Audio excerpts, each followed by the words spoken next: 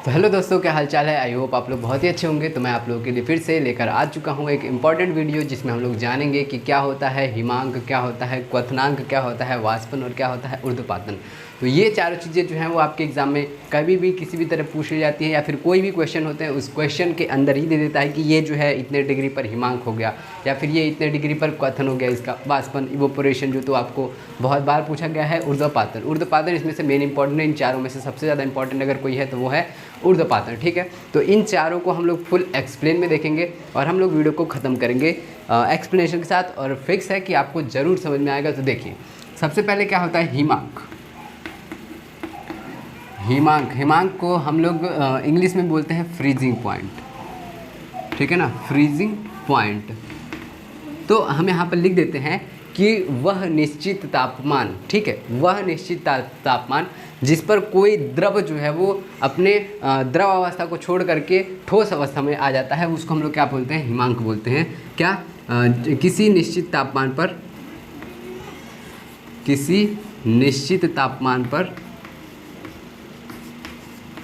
निश्चित तापमान पर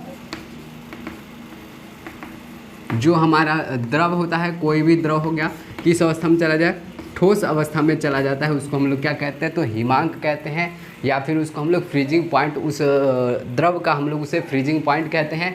और एक बात और इसमें कि जब कभी भी हम अशुद्धि मिलाते हैं, ठीक है, मान लीजिए कोई भी द्रव है, अगर उसमें अशुद्धि मिलाते हैं तो उसका जो फ्रीजिंग पॉइंट होता है, यानी कि हिमांक जो होता है वो क्या होता है, घट जाता है।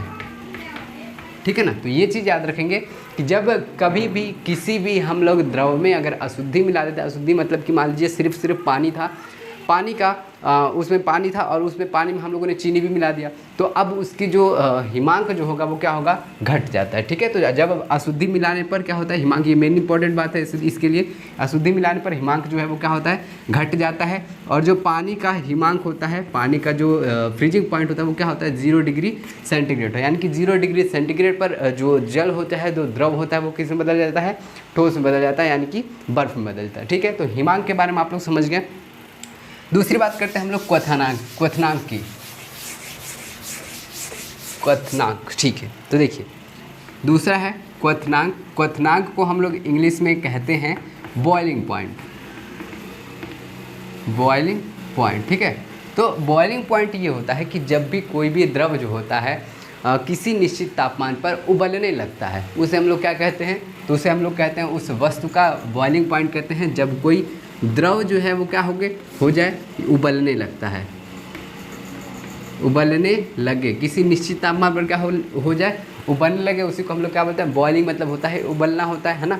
तो किसी निश्चित तापमान पर उबलने लगे उसको हम लोग क्या कहते हैं, उस द्रव का क्वथनांक कहते हैं, उस द्रव का बॉइलिंग पॉइंट कहते हैं। और जब कभी भी अशुद्धि मिलाते हैं, तो ये चीज़ तो मेन इंपॉर्टेंट है, जब कभी भी हम लोग अशुद्धि मिलाते हैं किसी द्रव में तो उसका जो बॉइलिंग पॉइंट होता है वो क्या होता है, बढ़ जाता है, बढ़ जाता है। तो हिमांक और क्वथनांक में मेन अंतर ये समझिएगा कि जब भी कभी अशुद्धि मिलाते हैं हिमांक में तो उसका हिमांक जो है वो घट जाता है, और अशुद्धि मिलाने पर क्वथनांक जो है वो क्या होता है, बढ़ जाता है। ठीक है, तो समझ में आ गया, अशुद्धि मिलाने पर क्वथनांक जो है वो क्या होता है, बढ़ जाता है।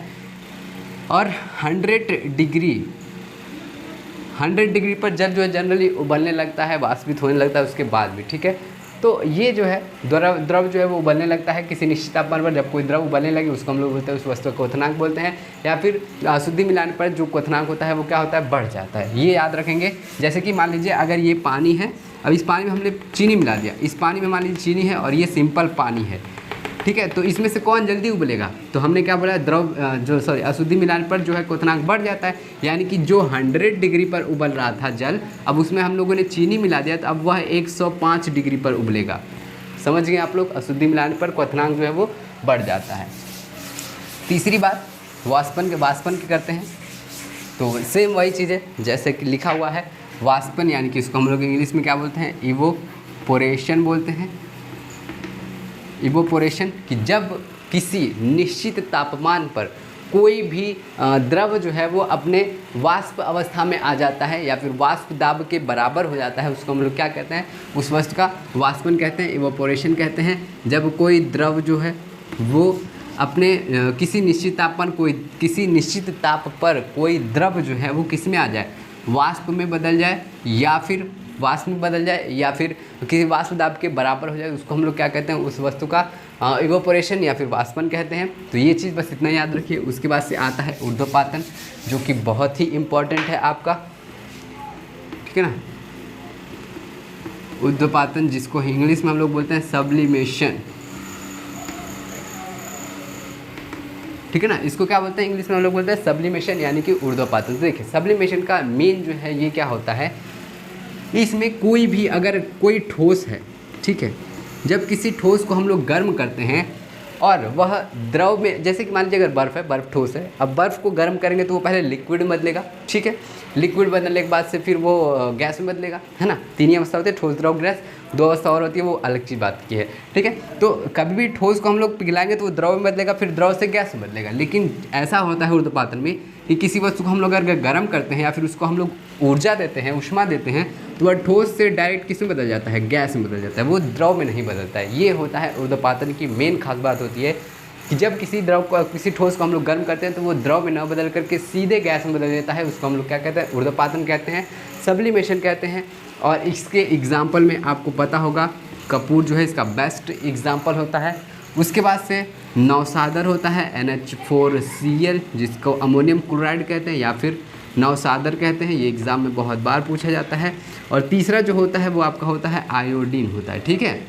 तो ये जो है आप तीनों एग्जाम्पल याद रखेंगे, आपके एग्ज़ाम के लिए इम्पॉर्टेंट है ऊर्ध्वपातन, ठीक है। और बाकी आपको वीडियो समझ में आ गई होगी, चारों चीज़ें जो मैंने अभी आपको बताया, हिमांक, क्वथनांक, वाष्पन और ऊर्ध्वपातन। तो अगर वीडियो अच्छी लगी हो तो ज़रूर लाइक करिएगा। लेकिन उसके पहले एक चीज़ हम बता दें आपको कि अगर आप पॉलिटेक्निक एग्ज़ाम की तैयारी करना चाहते हैं और अच्छे से तैयारी करना चाहते हैं तो आप फिजिक्स, केमिस्ट्री और मैथ के जो चैप्टर है वो आपको अच्छे से पढ़ने पड़ेंगे। फिजिक्स, केमिस्ट्री और मैथ के चैप्टर जो है वो अच्छे से पढ़ने पड़ेंगे, जिसमें आपको फिजिक्स के 24 चैप्टर, केमिस्ट्री के 24 चैप्टर और मैथ के भी 50 चैप्टर आपको पढ़ने हैं, ठीक है। तो अगर आप अच्छे से तैयारी करना चाहते हैं तो हम लोग का पेड क्लास जो है वो ज्वाइन कर सकते हैं।